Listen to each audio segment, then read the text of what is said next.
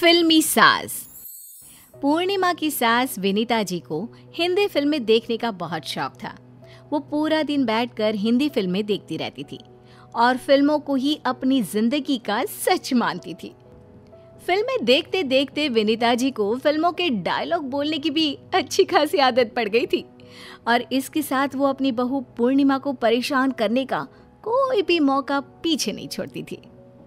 Mummy जी, वो पंडित जी के लिए मैंने खीर बनाकर किचन में रख दी है, अलग से निकाल कर रखी है, बस 2 मिनट में आती हूँ मैं।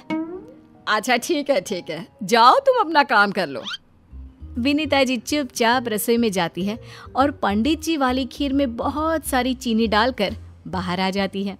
जब पंडित जी खाना खाने आते हैं, अरे ये क्या बहू रानी, लगता है चीनी का पूरा डिब्बा हमारे ही खीर में डाल दिया है।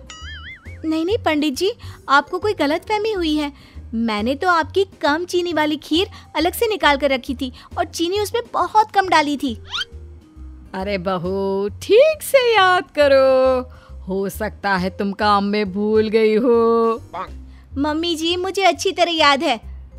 जरूर किसी ने तो गड़बड़ की है खीर में। मैंने तो खीर बिल्कुल ठीक से बनाकर रखी थी।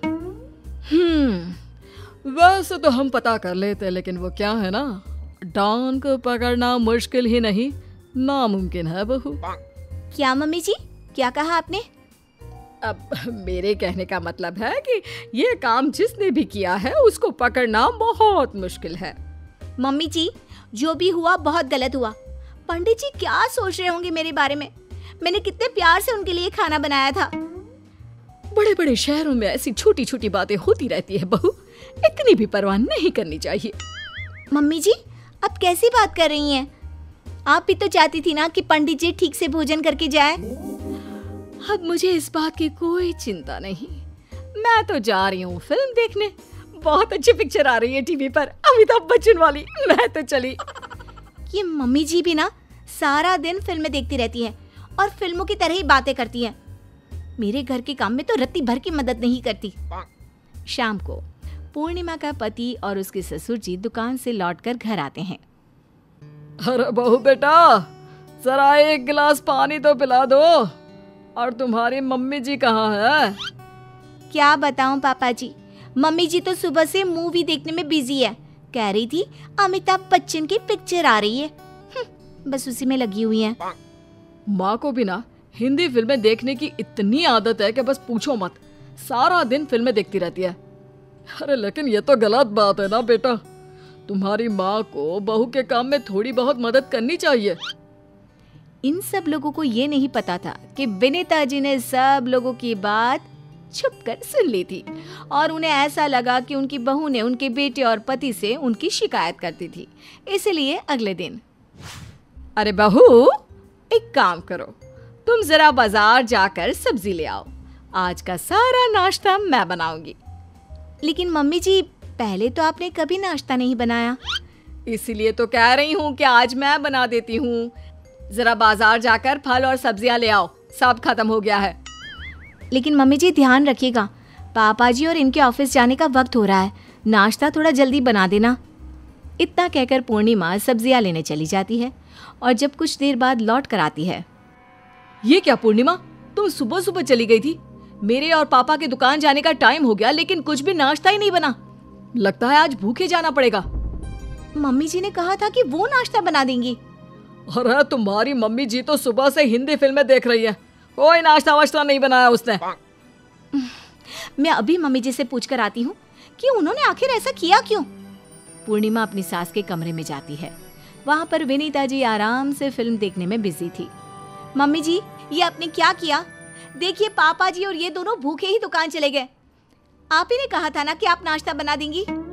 देखो बहू, जो मैं बोलती हूँ वो मैं करती हूँ और जो नहीं बोलती वो मैं जरूर करती हूँ। मम्मी जी, यहाँ पर बात आपके फिल्म में डायलॉग की नहीं है, किसी के भूखे रहने की है। आप नहीं समझेंगी। परेशान होकर पूर्णिमा कमरे से बाहर निकल जाती है। कुछ दिनों के बाद पूर्णिमा की सहेली उसके घर मिलने के लिए आती है। पूर्णिमा अपनी सहेली से बातें करती है। अरे वाह पूर्णिमा, तुम्हारा घर तो बहुत अच्छा है। Thank you so much. मैं तुम्हारे लिए चाय और कुछ खाने को बनाकर लाती हूँ। अरे बहू, तुम्हारी सहेली इतने दिनों बाद आई है, इसके लिए चाय तो मैं बना लाऊंगी। तुम दोनों आराम से बैठकर बातें करो। हाँ।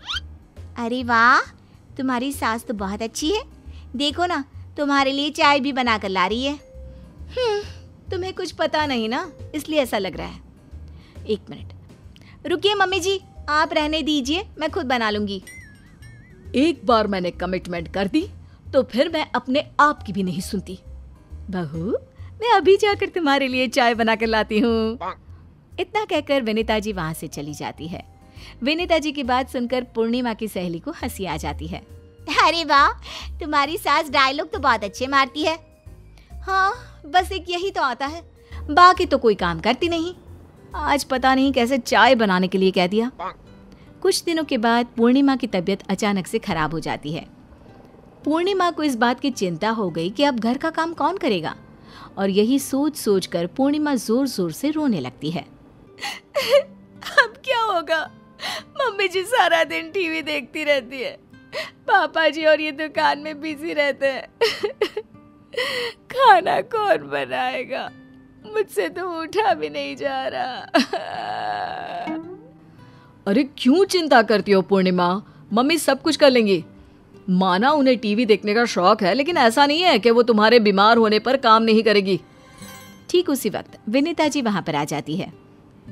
ये लो पूर्णिमा, तुम्हारे लिए गर्मा गर्म सूप बनाकर लाई हूँ, और सबके लिए गर्मा गर्म खाना भी लगा दिया है मैंने। किसी को चिंता करने की कोई जरूरत नहीं है। देखा, मम्मी पूर्णिमा ना कब से रोए जा रही थी घर के काम की चिंता की वजह से।